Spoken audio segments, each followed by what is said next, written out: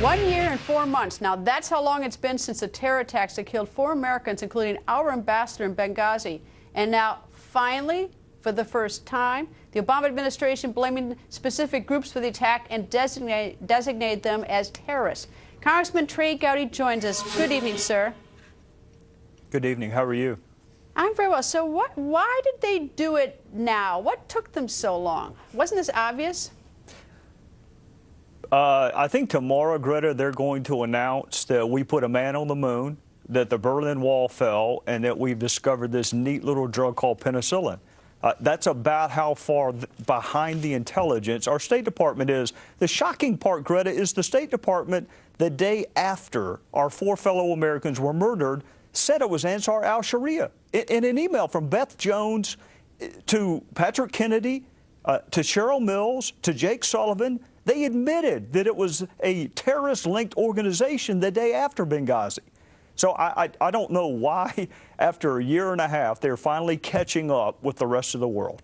Here's what else I don't get is the State Department is very specific today. They said that while it was these 2 terrorist groups, it was not al-Qaeda, as though that's supposed to make us feel so much better. I mean, why, does it really make a difference which terrorist cell it is, what name it is? We know it wasn't a video that summoned a bunch of random people there all of a sudden. So what difference does it make that it's not al-Qaeda, it's 2 other terrorist groups? Can you explain that to me?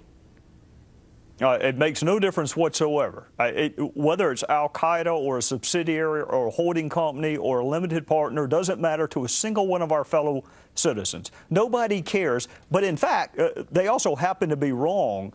Ben Qumu, who was the name mentioned and cited by the State Department today, was linked to al-Qaeda back before Benghazi. He was trained by bin Laden. In fact, there was a DOD report before our 4 fellow Americans were murdered that said he's the new face of al-Qaeda in Libya. This is the Qumu guy whose name is mentioned by the State Department today. He's also a former Gitmo detainee. He's the one who's the former Gitmo detainee, isn't he?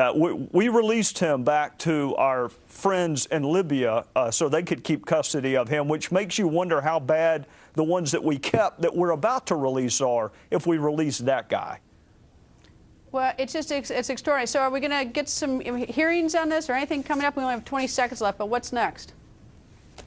Yes, ma'am. We're doing depositions, which regrettably your viewers don't have the benefit of it. But, Greta, I'm ready to send subpoenas to Hillary Clinton, Susan Rice, Cheryl Mills, and Patrick Kennedy. I'm ready to take their depositions, and I'm ready to send interrogatories to the president. And I think some of my colleagues are about their wits' end when it comes to this Benghazi investigation. Congressman, thank you, sir. Have a nice weekend. Yes, ma'am. You too. And thank you for being with us. Just a reminder, if you're just getting home and tuning in before Bill O'Reilly, pick up your DVR remote and set a series recording for On the Record each night, and go to GretaWire.com because we just put a special thread up for you. Answer this question. Do you want Donald Trump to run for governor of New York? We'll see you again on Monday right here at 7 p.m. Eastern. O'Reilly's next.